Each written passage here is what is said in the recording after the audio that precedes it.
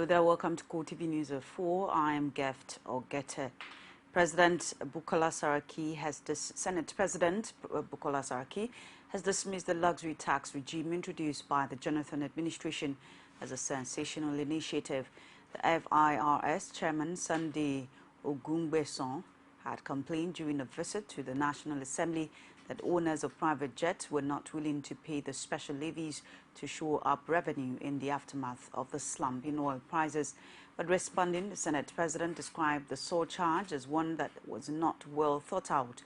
He instead wants the FIRS to focus attention on getting more from company income tax and oil firms. More details in a subsequent bulletin.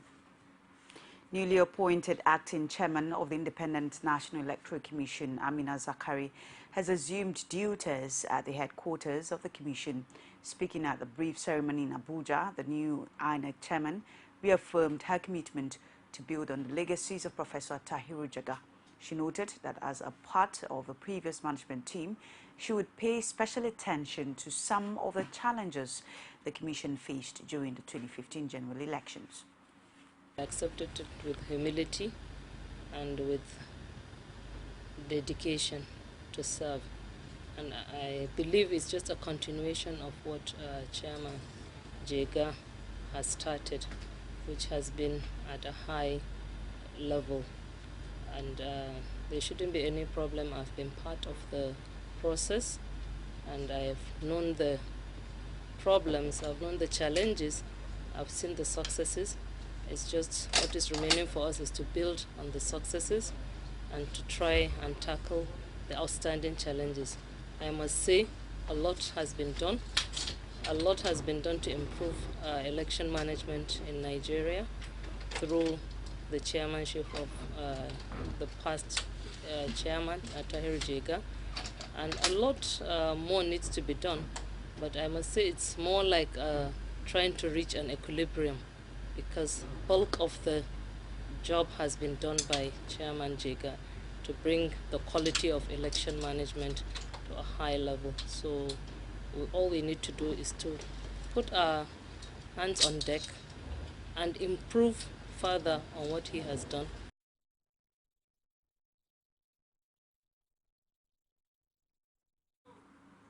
Meanwhile, the People's Democratic Party has rejected the appointment of Amina Zakari as the acting national chairman of the Independent National Electoral Commission.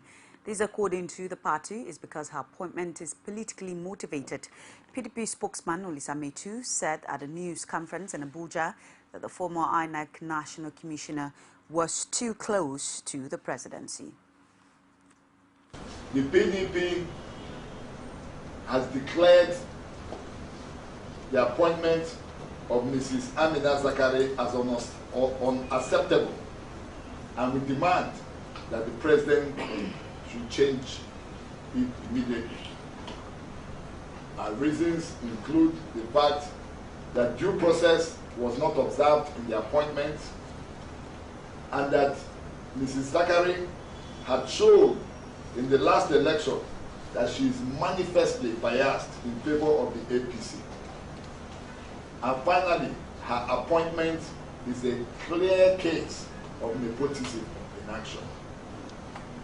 Her relationship with the presidency, her closeness to people who had attended her weddings and where she's from, and this is the first time in the history of our party that we're having a president and INEC chairman that are very close friends and neighborly states.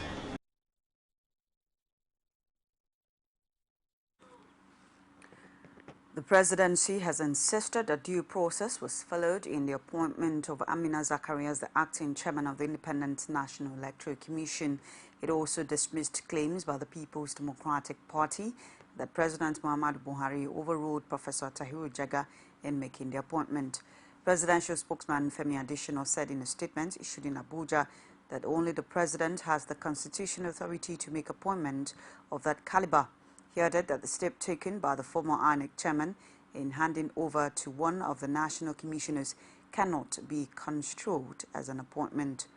The presidential spokesman also maintained that Zakari was appointed on merit among 6 national commissioners considered for the job, contrary to PDP's allegations of nepotism and partisanship. President Muhammadu Buhari has directed the National Hajj Commission to put an end to corrupt practices in Hajj operations. He handed down the warning during a meeting with the leadership of the Commission on the 2015 operation at the Presidential Villa. Chairman of the Commission, Abdullahi Mokhtar, spoke with journalists after the closed meeting with President Buhari. I met Mr. President, and I'm pleased to tell Nigerians that he has granted all the requests of the National Hajj Commission with regards to the preparation for 2015 Hajj. And also he has directed for interagency collaboration between the Hajj Commission and all other relevant agencies to address the challenge and menace of corrupt-related practices that has to do with Hajj and Umrah. And this will face head-on until we bring it to a standstill. And also he has approved the 2015 Hajj air carriers that are going to airlift Nigerian pilgrims. The federal government normally takes responsibility for providing medical and security services as well as consular services to Nigerian pilgrims, and that is exactly what the government will do this year. 2 people have been injured when 2 suicide bombers blew themselves up near a hospital in Molai in the outskirts of Maiduguri on Wednesday. The attack happened shortly after Vice President Yemi Osinbajo arrived at the Borno State capital to visit an internally displaced persons camp. The 2 blasts occurred 2 minutes apart near the gate of the hospital, where suicide bombers killed 3 people and injured 16 last Saturday. Just as President Buhari has said, it is the business of government to protect lives and property. That's the first and foremost business of government. Where government fails in that responsibility, or where, by way of insurgencies, terrorist acts, as has been the case in this particular situation, people lose their homes and livelihoods, it is also the business of government to see that their homes and livelihoods are rehabilitated and restored.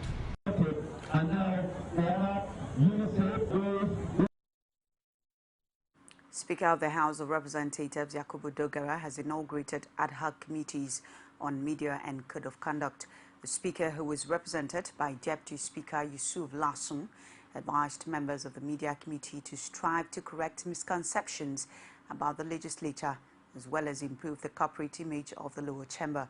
He also urged the ad hoc committee on code of conduct to ensure that the highest standard of ethics is upheld by all the members, while also laying out appropriate sanctions for erring lawmakers. The ad hoc committees on media and public affairs is headed by Sani Zoro, a former president of the Nigeria Union of Journalists, while the Committee on Code of Conduct is headed by Aminu Shehu Shagari. Deputy Senate President Ike Ekweremadu has tasked the ruling All Progressives Congress to concentrate on providing good governance rather than bickering. Ekweremadu said this when he received the coalition of election observers at the National Assembly complex. He urged the APC to form policies and programs that would benefit the majority of Nigerians, irrespective of political affiliations. Ekiti State Governor Ayodele Fayose has sworn in 11 new commissioners after clearance by the State House of Assembly. In his admonition to the new members of the State Executive, Fayose urged them to be loyal. Rashid has more in this report. After 8 months of governance with just 3 commissioners who were passed in controversial manner, the impeachment battle which rocked the Ekiti state made it impossible for other ministries to have political head. The governor, Ayodele Fayose, however, assigns portfolios to the new commissioners, but with a stern warning on the importance of loyalty. The moment I see you in betrayal, I will fire you. I demand loyalty and commitment to service. And I'm saying it very clearly, if you fail in your duty to be loyal and dedicated, I will sack you. For the newly sworn-in commissioners, it is a promise to deliver with maximum loyalty to the government. We are sure you, Mr. Governor, that will be loyal and be dedicated to our duties. We won't betray you. We will do the job accordingly. Fayose also used the medium to congratulate Femi Fani-Kayode over his victory at the court, urging President Muhammadu Buhari not to entrust the anti-graft fight to politicians. I want to congratulate my friend, a party leader, and a good fighter, Fani-Kayode, for winning his case against the EFCC. I therefore advise President Buhari not to allow this corruption war to be taken over by politicians.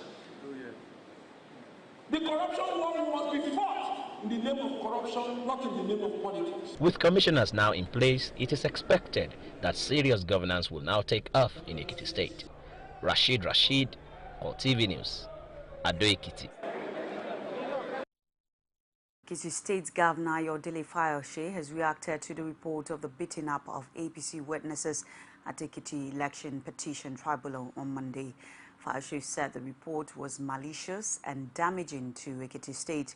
However, clips recorded at the tribunal premises show some set of women beating up people at the entrance of Ekiti State High Court venue of the Election Petition Tribunal. This morning I woke up to this. PDP talks, but an APC witness at Ekiti Tribunal.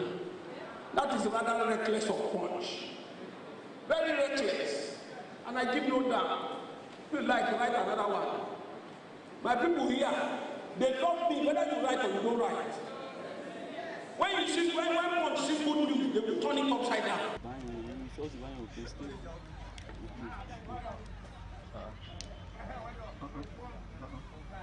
You're watching CoreTV News at 4. We'll take a break. Please stay with us.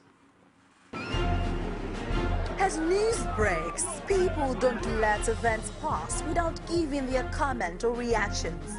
When the problem arises in society, these are the people that should be consulted. To cleanse the corruption in society, we are not to provide information for good life and also security of life and property in this country. The academic society have the loudest voice on this platform. Whether you call it a sovereign national conference or a national conference, it's just about the people of Nigeria. There should be a change in power. In any way they can do it. I think there's a script already. Every Tuesday at 8:45 p.m. on this station. From the Ivory Tower, a must-watch for the learning minds. Welcome back. Now for more information on CoreTV News, you can reach us on our social media platforms, facebook.com/CoreTV News. On Twitter at CoreTV News NG. And on YouTube at youtube.com/CoreTV News. The Economic and Financial Crimes Commission has recovered and returned 10,000 euros, that's about 2,250,000 naira, to F. McCade, a French citizen who was victim of an internet love scam. The FCC said this in a statement that the funds were wired to the victim through his account in France on the recommendation of the French embassy in Nigeria. McCade was duped by two internet fraudsters, Omodara Adedapo and Adesui Ayodiji, after he was deceived into a platform relationship with a young lady. The scam was reported to the AFCC via a petition from the French consulate in Lagos on behalf of McCade. The petitioner alleged that he met a Nigerian lady named Kate Williams on the internet sometime in 2009, and they developed a relationship which was to culminate in Williams' relocation to France for marriage.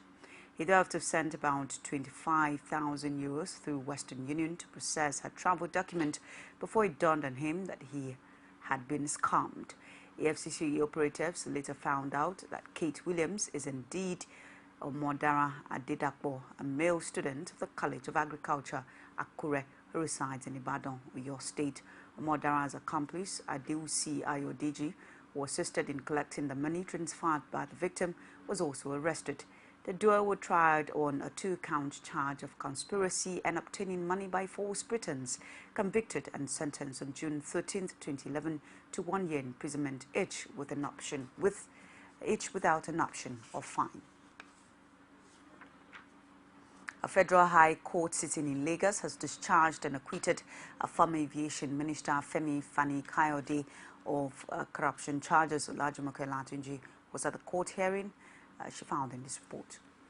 The judgment's presiding judge, Rita Ophelia Jumogobio, says the case is feeble and also failed to provide copious evidence linking Fani Kayode to money laundering. The allegedly laundered sum was, however, reduced to 2.1 million naira on November 17, 2014, after the court dismissed 38 of the 40-count charge levied against Fani Kayode for want of proof. The FCC prosecutor Festus Keyamo, while urging the court to uphold the remaining 2-count charge, pointed out that the object of the charge was that Fani Kayode transacted in cash sums above 500,000 naira, which was the threshold stipulated by the Money Laundering Act. Keyamo had argued that Fani Kayode admitted making such transactions in his confessional statement of December 22, 2008 to the EFCC. Prosecuting counsel Festus Keyamo reacted to the judgment this way. Has been given. We as a commission will sit down and look at the judgments, and then we will take a decision, a corporate decision on the judgment. That's all I have to say. Fani Kayode's lawyer, Ifeda Akwade Dikpe, in a summary argument, maintained that Fani Kayode made no confession to the FCC, adding that the anti-graft agency failed to show they actually accepted a cash sum of 1 million naira as alleged. He added that the FCC also failed to show to the court the person who handed the cash sum to the accused person.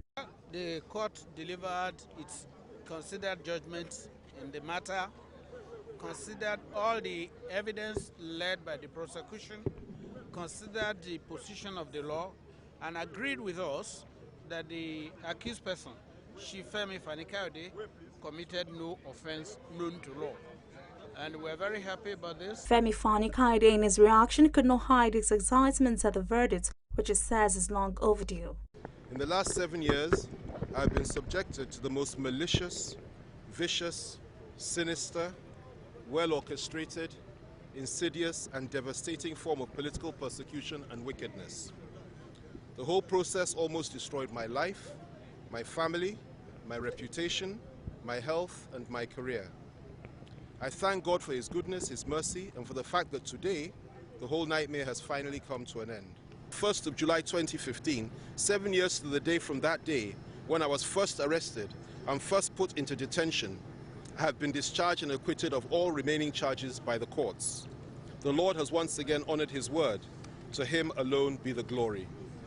As a mark of honor and respect for the Lord and as an everlasting testimony of my love for and dedication to Him, I wish to make it known to the Nigerian public that as from today my name will be changed.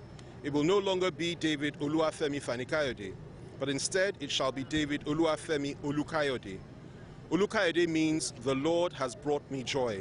The trial of the former aviation minister began on the 11th of July 2008 before Justice Ramat Mohammed, and the verdict is coming about 7 years after. Olajumoke Olatunji, CoreTV News, Lagos.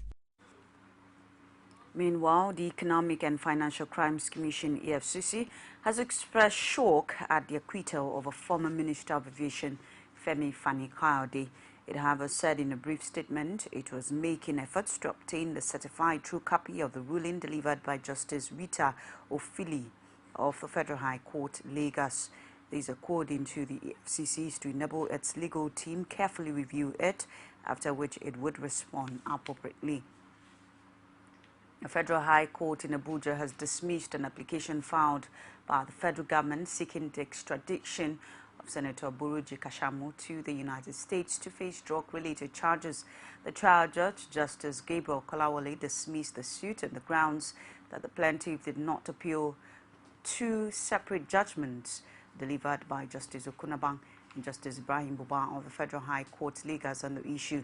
Justice Kolawole held that it was the exclusive duty of the Court of Appeal to determine whether the judgments were right or wrong. Application for the extradition has been dismissed because it constituted a gross abuse of the court process.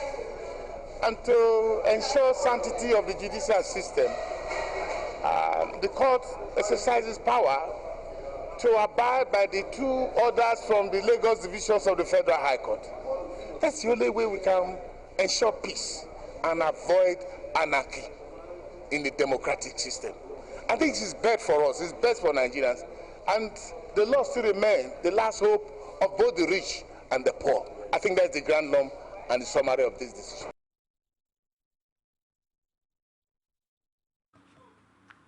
Kaduna State Governor Nasir El-Rufai has threatened to sue Union newspaper over an alleged false report on his assets. The newspaper had claimed that the governor declared assets in excess of 90 billion naira, and the form has submitted to the Code of Conduct Bureau.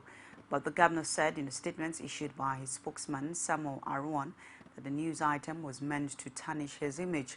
He disclosed that Governor El-Rufai has directed his legal team to take action to protect his reputation from those who are described as irresponsible hawks. Arwan described the governor as a respected leader in the profession, but noted he neither have assets worth 90 billion naira nor 40 mansions. As part of efforts aimed at putting an end to the crisis within the ranks of the traditional rulers in Imo State, Governor Rochas Okorocha has met with them. The hitherto fractionalized council met with the state governor. Correspondent Ajibade Awofisho, who was at the meeting venue, found this report. Speaking to the members of the council, Governor Rochas Okorocha asked the traditional rulers to be disciplined and pay due respect to the government of the day. He also dissolved the current executive of the council and called for the conduct of a new election to elect new leaders for the council. He also asked that traditional rulers preach peace to engender peaceful coexistence in the state.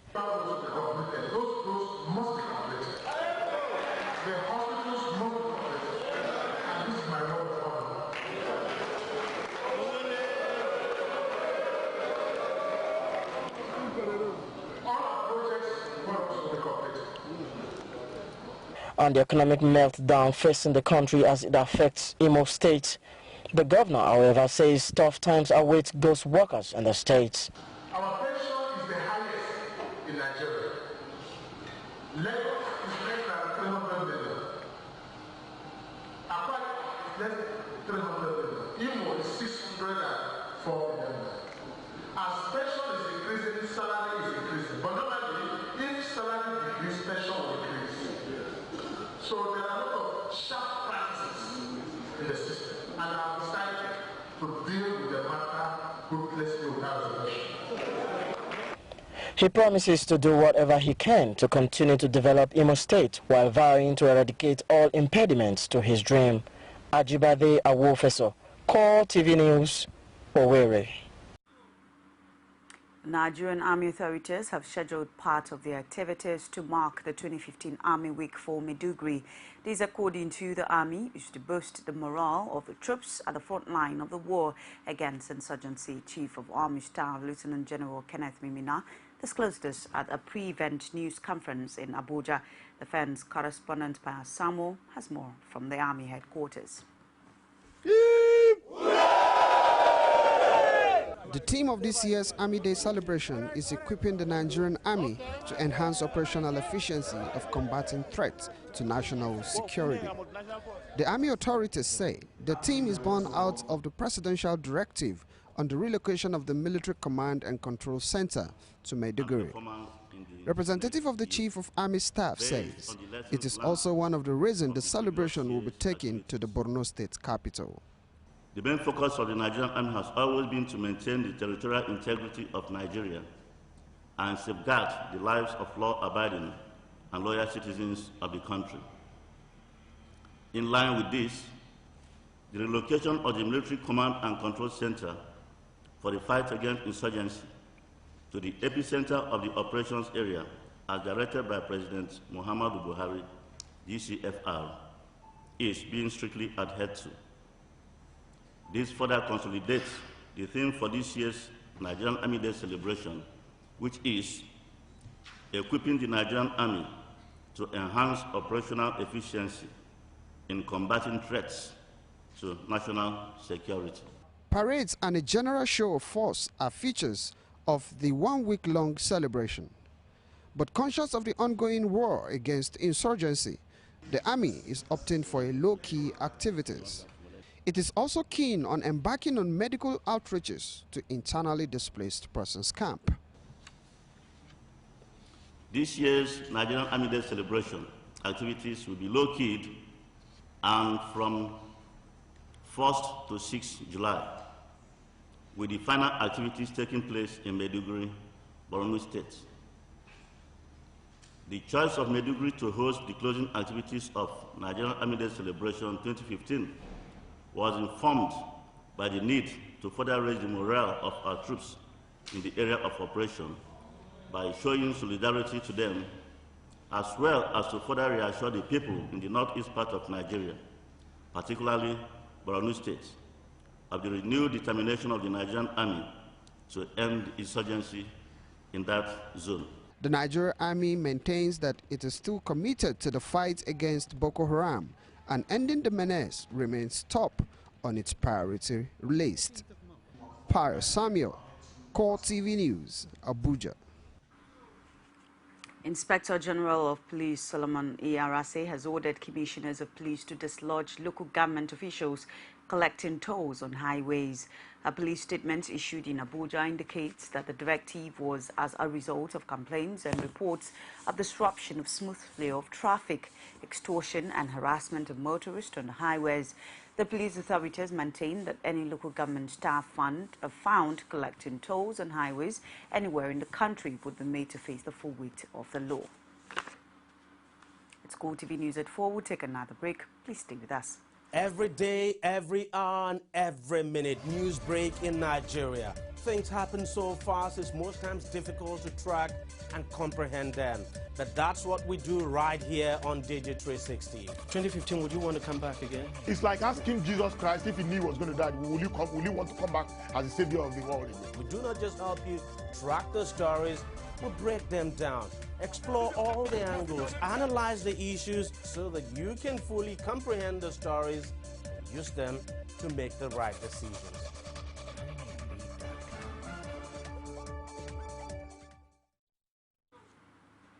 Welcome back. Organization of the Petroleum Exporting Countries oil supply in June has climbed to a 3-year high due to record or near record output from Iraq and Saudi Arabia, according to a survey.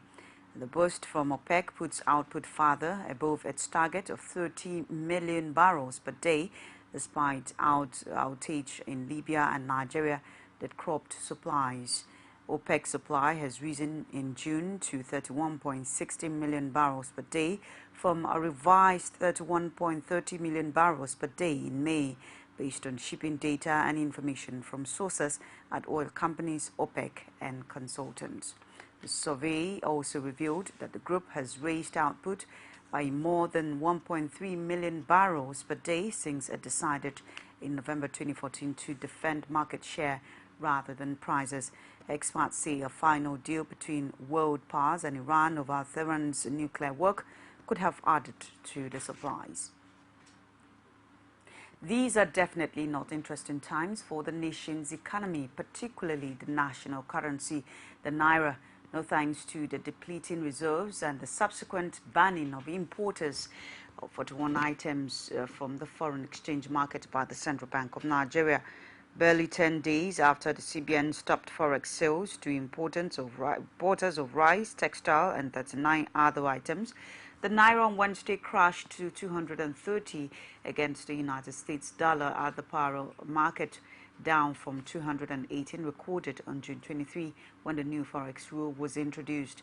The policy, which has pushed huge foreign exchange demand from the interbank official market to the parallel black market and the bureau de change retail segment, has led to artificial scarcity of dollar and other major foreign currencies as operators now hoard them in anticipation of higher prices. The naira had fallen to 220, 223, 226.5 and 228 against the dollar in the past 1 week. Meanwhile, the CBN has reminded dealers and banks that their dollar cash sale for 6 items, including school fees, insurance premium, basic travel allowance and monthly mortgage, should not exceed $5,000 in a new circular dated July 1st, 2015.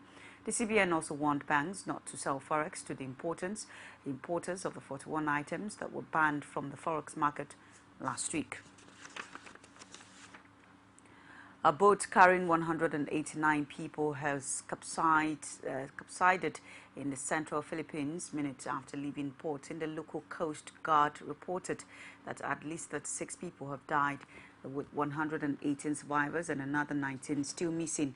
The Coast Guard said there were 173 people on board. Philippine Red Cross Chairman Gordon said from Manila that the boat had 189 on board with 173 passengers, 15 crew, and the boat's owner, who he said had survived. Gordon put the number of missing at 35. The boat could accommodate up to 193 people. The NB Nirvana had just departed Amok City in Leyte province, bound for the town of Pila on Camotes Island, east of Cebu Island, about noon local time when the disaster occurred. Philippine Coast Guard Lieutenant Christopher Gannett said the boat, which is 27 meters, it's 9 feet long, was barely 200 meters, more than 650 feet from the shore when it capsized. Security sources and eyewitnesses have confirmed that at least 35 people have been killed in ongoing attacks on several military checkpoints and police stations in Egypt's northern Sinai. Sources said about 70 fighters of a group calling itself the province of Sinai simultaneously attacked several targets in the area on Wednesday. The sources added at least 22 of the fighters were killed and 3 of their vehicles were destroyed. Sources said Egypt's Air Force deployed fighters jets to the region to assist the army in the ongoing battle. There were also reports that Israel has closed down its shared border crossing with Egypt. Sources also say that all Egyptian security forces at 2 checkpoints at Sheikh Zouei were killed. The mortuary in El Arish received at least 35 bodies, Egyptian security sources adding that at least 11 soldiers were among the dead. However, local media reports suggested the death toll of the attacks could be much higher. The Egyptian Daily Al-Haman reported that there had been no official death toll because ambulances had trouble reaching the injured and killed for fear of getting caught in the crossfire. No fewer than 2 policemen were injured in a grenade attack in Bujumbura, the Burundi capital, on Wednesday. This is coming as the country awaits results from Monday's parliamentary election, which was boycotted by the opposition. Reports say sporadic gunfire was also heard in several other flashpoint districts in Bujumbura, marring celebrations marking Burundi's Independence Day. Burundi has been locked in its worst political crisis since its civil war ended a decade ago, with protests erupting in late April against President Pierre Nkurunziza's bid to seek a 3rd term in office. The presidential election is due on July 15th. A formal extradition request has been submitted to Switzerland by United States of America to extradite 7 FIFA officials arrested in May of allegations of corruption. The 7 top executives arrested in Zurich are among 14 FIFA officials indicted on charges of rampant, systemic and deep-rooted corruption. The charges follow a major injury by the U.S. Federal Bureau of Investigation, and the FOJ said Zurich police, acting on its behalf, would give the 7 officials a hearing over the extradition request. Manchester United striker Javier Hernandez is likely to miss the start of pre-season training after breaking his collarbone playing for Mexico. Hernandez was injured in a Gold Cup warm-up game against Honduras in Houston and is likely to be out for up to 4 weeks. The 27-year-old has scored 59 goals in 154 games for United, but is expected to leave Old Trafford this summer, as he spent last season on loan at Real Madrid, but they upped against a deal. The Mexico team doctor Gerardo has said the fracture of the right collarbone has been confirmed the injury. The Under-16 women's basketball team of the Nigeria Basketball Federation defeated an Abuja selected side Under-22 female basketball team in a friendly game on Wednesday. Abuja selected side dominated the game before the Under-16 girls turned around and pulled back from 11-28 to win the last set with extra 3 points. The game ends 51-54 in favor of the Under-16 basketball team. Head coach of the team, Aniekan Daudu, gave the girl thumbs up after the game and revealed that some will be dropped after today's evening practice season. The 2013 Africa Cup of Nations hero for Nigeria has left France and moved across the second tier of Turkish football. Midfielder Sondemba had moved to Turkish side from Bastia in France, according to reports. He is to play the TFF First League, the second division in Turkey, after earning promotion at the end of last season. Founded in 1966, they are based in Malatya in eastern Anatolia and play at 15,000 capacity. They are nicknamed Tigers of the East. Mba, hero of Nigeria's 2013 Africa Cup of Nations triumph, spent 1.5 seasons at France's third division side, Bastia. This move is seen as an attempt by the player to rescue his career after a protracted delay ensured he failed to move immediately after preparing Nigeria to her third African title in 2013. And that's our news for this hour. Thank you for watching. Please join us again. I am Geft or Gete. Good evening.